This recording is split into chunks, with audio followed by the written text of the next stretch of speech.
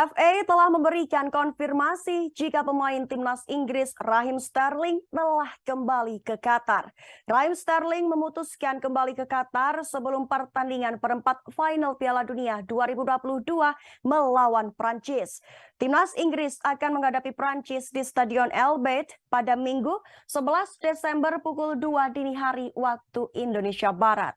Sterling melewatkan kemenangan 3-0 atas Senegal di babak 16 besar karena harus pulang ke rumah untuk memeriksa keluarganya yang kerampokan.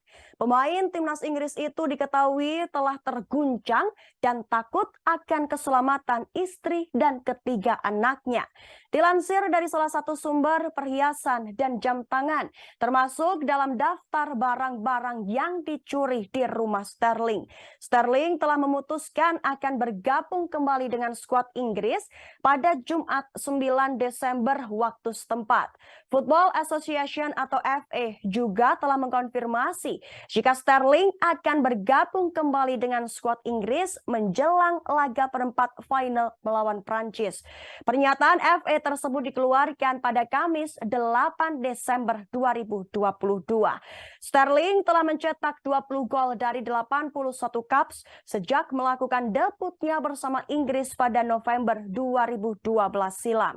Pemain berusia 28 tahun tersebut telah membuat 2 penampilan di babak penyisihan grup Piala Dunia 2022.